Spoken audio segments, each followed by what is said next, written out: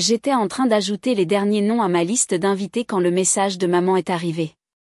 Le mariage de ta sœur est la priorité de la famille. Nous ne pourrons pas venir au tien. Pas de point d'exclamation, pas de pause, juste une phrase définitive. Ça m'a touché plus durement que prévu, comme si quelqu'un fermait doucement une porte de l'autre côté. Je n'ai pas discuté.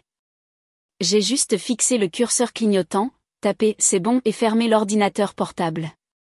Une semaine plus tard, alors qu'il se préparait pour le grand jour de Chloé, le monde découvrait quelque chose qu'il n'avait jamais pris la peine de demander. Ma propre cérémonie avait déjà lieu sous les oliviers de ma villa de 6 millions d'euros en Toscane.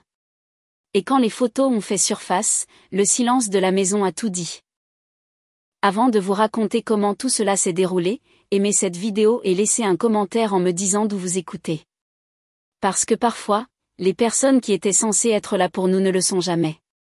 Quand les gens me demandent à quoi ressemblait de grandir chez nous, je ne sais jamais par où commencer. De l'extérieur, nous avions l'air parfait, carte de Noël en pulls assorties, sourire assez large pour convaincre n'importe qui que nous étions proches.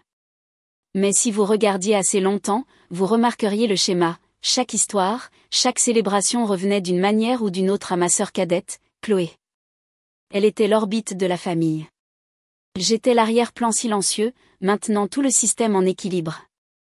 Je pensais que c'était normal que les yeux de maman s'illuminent chaque fois que Chloé entrait dans une pièce. Que papa se vante de ses trophées de danse à chaque dîner. Quand je ramenais des rubans de concours scientifiques ou des notes parfaites, il hochait poliment la tête et changeait de sujet. Maman disait des choses comme « Tu as de la chance, Inès. Les choses sont plus faciles pour ta sœur. » Ce mot « chance » me piquait toujours. Il rendait chaque heure que j'avais passée à travailler invisible. Il y a un album photo quelque part dans le salon de mes parents qui raconte toute l'histoire mieux que je ne le pourrais. Page après page de Chloé virevoltant en tutu rose, Chloé soufflant des bougies, Chloé au bal de promo. J'apparais une fois, peut-être deux, coupée sur le bord ou à moitié tournée. Quand j'avais 16 ans, j'ai trouvé une photo où je me souvenais d'être juste à côté d'elle, mais dans la version imprimée, mon visage avait disparu, littéralement coupé du cadre. Maman a dit que c'était pour rendre la composition plus nette. Je n'ai pas pleuré. J'ai juste cessé de m'attendre à être sur la photo du tout. Grand-mère Hélène était la seule à le remarquer. Elle me glissait de douces assurances pendant les dîners de famille, se penchant pour murmurer « Ne t'inquiète pas, ma chérie.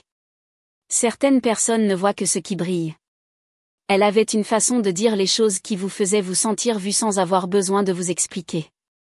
Ma cousine Rachel aussi, elle était toujours là pour mes anniversaires après que mes parents les aient oubliés. Mais le favoritisme n'explose pas du jour au lendemain. Il s'infiltre lentement jusqu'à ce que le silence semble plus sûr que la confrontation. Au moment où nous étions adultes, c'était devenu un langage en soi. Quand Chloé a oublié ma remise de diplôme universitaire, maman a appelé ça un simple malentendu.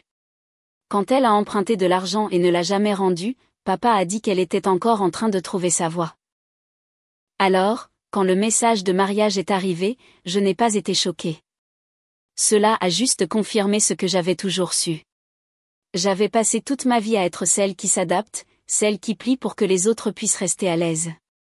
Mais cette nuit-là, assise à regarder le message de maman, quelque chose a changé. Pour une fois, je n'ai pas plié. J'ai regardé autour de mon appartement, le doux bourdonnement du réfrigérateur, le parfum des bougies de cèdre que j'avais allumées pour me calmer. Mes invitations de mariage étaient toujours empilées soigneusement sur le comptoir, chacune écrite à la main, scellée à la cire dorée. Je les avais imaginées fièrement posées sur le réfrigérateur de mes parents. Maintenant, je les imaginais non ouvertes, mises de côté pour l'événement glamour de Chloé. Et pourtant, sous la douleur, une étrange sérénité se formait, une prise de conscience tranquille que c'était ma chance de cesser de mendier une place à leur table. 2 jours après ce message, Chloé a appelé comme si rien ne s'était passé. Sa voix était vive, mielleuse, le genre qu'elle utilisait quand elle voulait quelque chose. « Tu y crois ?» dit-elle. Le lieu que nous voulions s'est libéré à la dernière minute. C'est le même week-end que le tien, mais ça va, n'est-ce pas? Tu es sur la côte ouest. Nous sommes à Paris. C'est le destin. Le destin. Elle a vraiment prononcé ce mot comme si elle citait une carte de vœux. Pendant quelques secondes, je n'ai même pas pu parler. J'ai juste écouté le tintement de ses bracelets au téléphone et réalisé qu'elle attendait que je la félicite. C'est super, Chloé, dis-je, gardant ma voix égale. Vraiment? Le timing est parfait. Elle a rigolé. Je savais que tu comprendrais. Tu as toujours été si raisonnable. Raisonnable. C'était mon rôle assigné dans notre scénario familial. Stable, mature, prévisible. Celle sur qui il pouvait compter pendant qu'il satisfaisait toutes ses impulsions. Le soir suivant, maman a appelé. Sa voix avait ce ton prudent qu'elle utilisait quand elle était sur le point de me décevoir, mais ne voulait pas se sentir coupable. Ma chérie, commença-t-elle, à propos des dates de mariage. La famille du fiancé de Chloé ne peut que ce week-end-là. Elle est très émotive en ce moment, et ça signifierait tellement si tu pouvais être flexible. Flexible. Un autre mot qui me définissait autrefois. Je demandai doucement, alors, tu veux que je change mon mariage? Maman hésita. Nous pensons juste que ce serait plus facile pour tout le monde. Tu es si indépendante, Inès. Tu comprendras. L'ironie me fit presque rire. Plus facile pour eux. Pour elle. Pas une seule fois elle ne me demanda ce que cela me coûterait. Maman, dis-je lentement. Tu as promis que tu serais là. Elle soupira longuement et lourdement, comme si c'était moi qui étais déraisonnable. Il ne s'agit pas de choisir son camp. Ce n'est qu'une question de logistique. Ce mot logistique frappa plus fort que prévu. C'était toute ma carrière, le domaine autour duquel j'avais bâti une entreprise. La logistique signifiait précision, intégrité, équité. Mais dans le dictionnaire de ma famille, ce n'était qu'une autre excuse pour la trahison. Cette nuit-là, j'ai appelé mon père. Il a répondu avec son calme habituel, un ton pratique. Inès, tu sais comment est ta sœur. Si nous n'y allons pas, elle le prendra personnellement. Tu as toujours été la plus forte. Je me suis mordu l'intérieur de la joue jusqu'à sentir le goût du sang. Alors, tu dis que c'est mon rôle de comprendre encore une fois? Il n'a pas répondu. J'ai raccroché avant de dire quelque chose que je ne pourrais pas reprendre. Pendant longtemps, je suis restée assise dans le noir. Le seul son, le faible bourdonnement du réfrigérateur et le tic-tac de l'horloge passant minuit. La lumière de ma bague de fiançailles attrapait le bord du comptoir, dispersant de petites réflexions sur le mur, comme des fragments de quelque chose que j'avais essayé de maintenir ensemble trop longtemps. C'est là que ça a fait tilt. J'ai réalisé que ma famille n'était pas cruelle de manière bruyante et évidente. Leur arme était l'omission, me laissant en dehors des photos, des conversations, des listes de priorités. J'avais été entraînée à interpréter le silence comme de l'amour. Pas cette fois. J'ai fermé mon ordinateur portable, ouvert mes favoris de voyage et cliqué sur une annonce que j'avais enregistrée il y a des mois. Une villa en pierre en Toscane entourée d'oliviers. Les photos brillaient comme un rêve, lumière dorée sur les murs en terre cuite. S'il ne se présentait pas pour moi, je construirais quelque chose qu'il ne pourrait jamais ignorer. Le lendemain matin, j'ai réservé un vol pour l'Italie. Pas d'annonce, pas de discussion de groupe familial, pas d'adieu dramatique, juste une seule décision prise en silence. Quand l'avion a descendu sur les collines de Toscane, la lumière était différente, plus douce, presque indulgente. J'ai loué une petite voiture et j'ai roulé sur des routes sinueuses bordées de cyprès jusqu'à ce que j'atteigne la villa que je n'avais vue qu'en images. Elle était plus ancienne que je ne l'avais imaginé.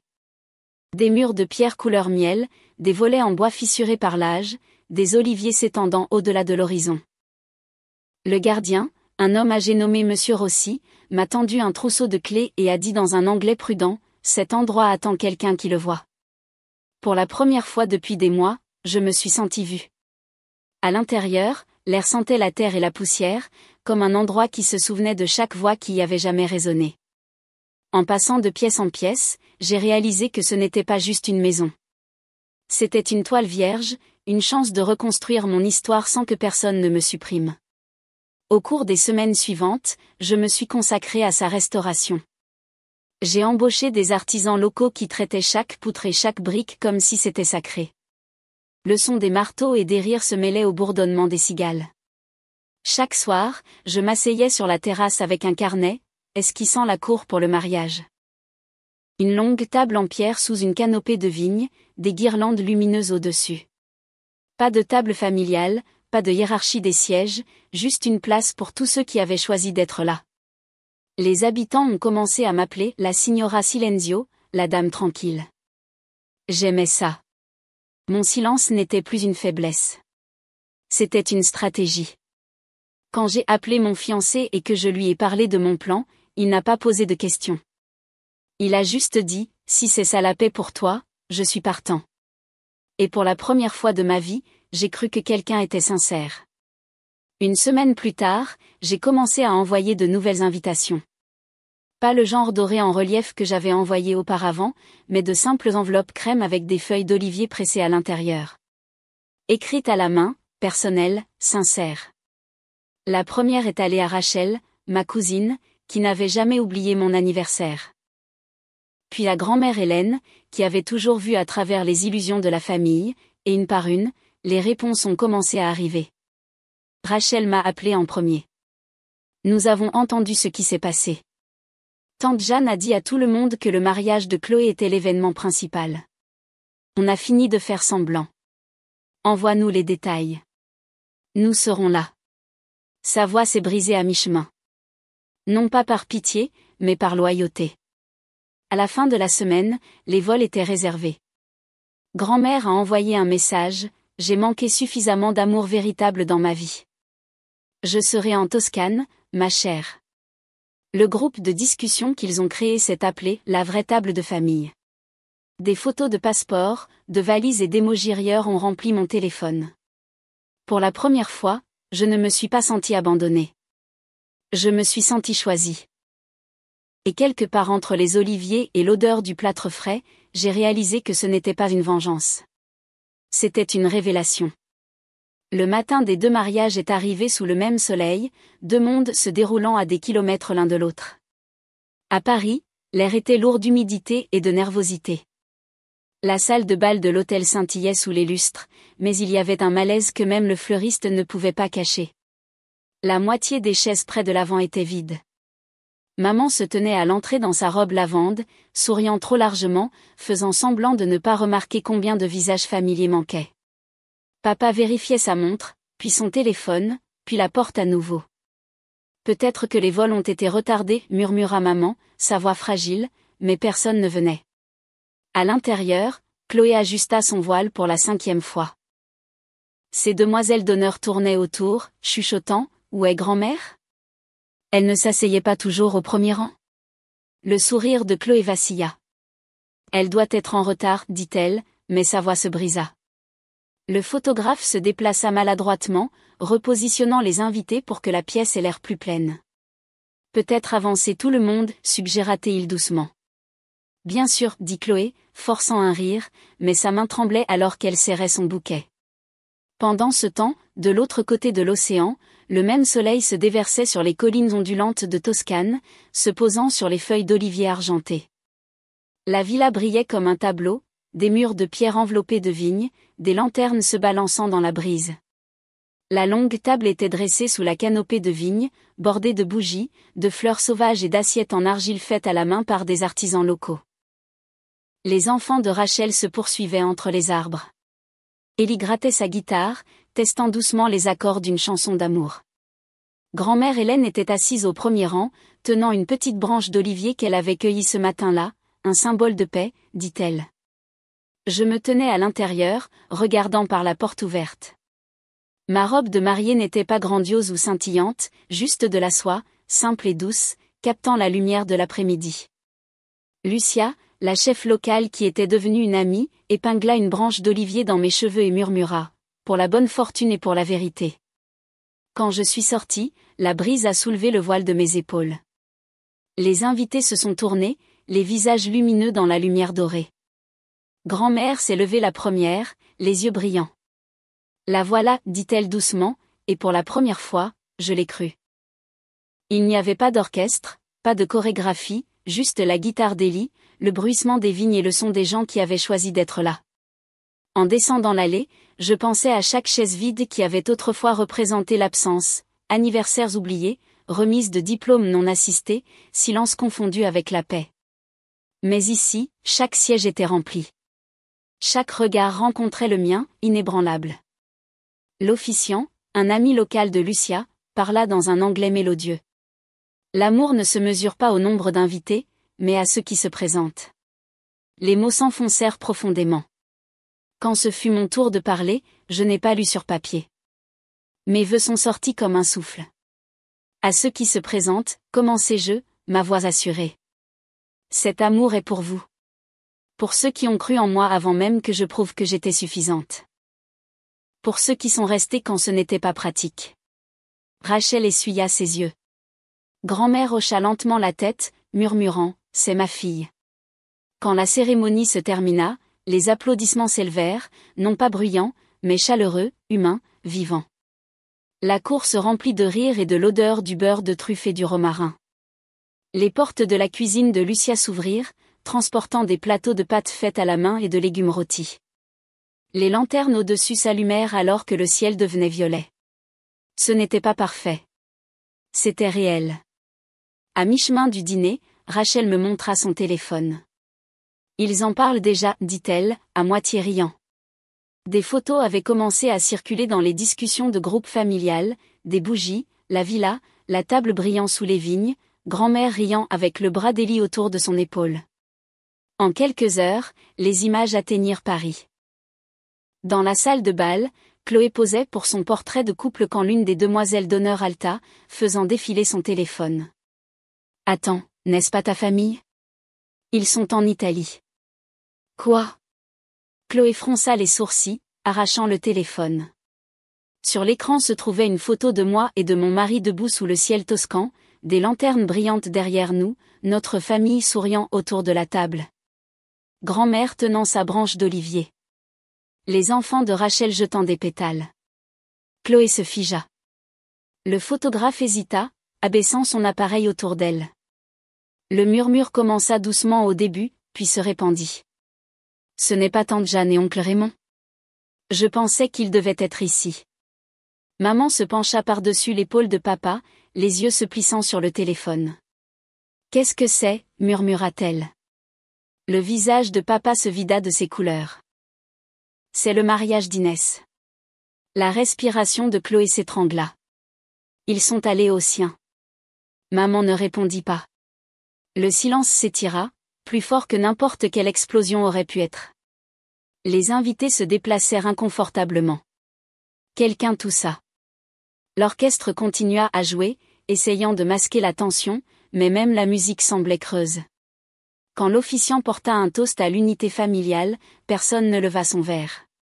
De retour en Toscane, les rires se répandirent dans la cour tandis que Lucia versait du vin dans les verres et disait « Mangez, buvez, et rappelez-vous pourquoi vous êtes venus. » Grand-mère se pencha sur la table et prit ma main.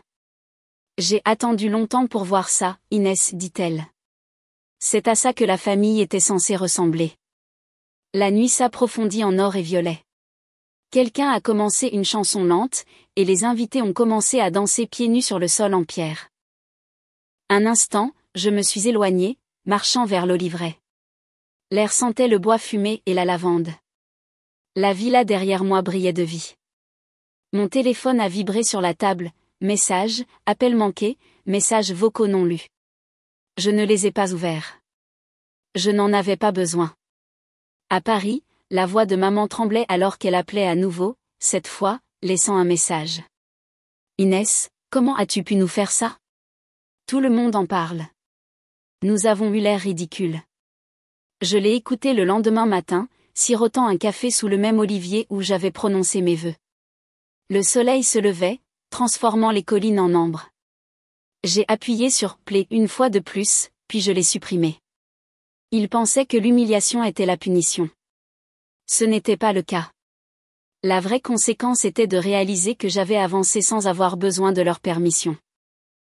Les photos ont continué à circuler en ligne, partagées par des cousins, republiées par des amis. L'image de grand-mère levant sa branche d'olivier est devenue le symbole discret de nos retrouvailles. Pas de légende, pas d'explication, juste la vérité. Pendant des années, ils m'avaient coupé de leurs photos. Cette fois, je n'avais pas besoin de me battre pour une place dans les leurs. J'avais construit mon propre cadre et je l'avais rempli de lumière. La semaine après les mariages, la Toscane retrouva son calme. Les lanternes furent retirées. Les rires s'estompèrent dans les souvenirs, mais l'air conservait encore la chaleur de ce que nous avions construit. La longue table se tenait vide maintenant, parsemée de pétales séchés et de taches de vin, preuve que quelque chose de réel s'y était produit. Un matin, alors que je rangeais les dernières décorations, mon téléphone sonna. Maman. Un instant, j'ai failli laisser le message vocal, mais quelque chose en moi a dit, réponds, non pas pour eux, mais pour toi. Sa voix était tremblante, défensive. Inès, as-tu la moindre idée de l'embarras que nous avons ressenti? Tout le monde au mariage de Chloé parlait de ton petit événement en Italie.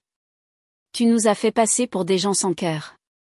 Je pris une lente inspiration, regardant la lumière du soleil ramper sur le sol.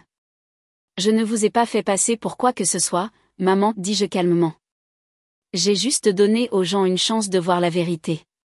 Il y eut un silence au bout du fil, puis un soupir tremblant. Tu as toujours été si froide. Nous essayions juste de maintenir la paix. Avant que je ne puisse répondre, une autre voix se fit entendre, celle de grand-mère. Judith, ça suffit, dit-elle, ferme mais calme. Tu as passé des années à demander à cette fille de se rapetisser pour votre confort. Maintenant, elle se tient enfin droite, et tu appelles ça de la cruauté. Non, ma chère, c'est la liberté. Maman ne dit rien après ça. L'appel se termina doucement, comme une porte qui se referme sans claquer. Je sortis. Les oliviers se balançaient doucement dans la brise. Lucia sortit de la cuisine, s'essuyant les mains sur son tablier. Tout va bien? Je souris faiblement. Mieux que bien. C'est enfin calme, et de la bonne manière.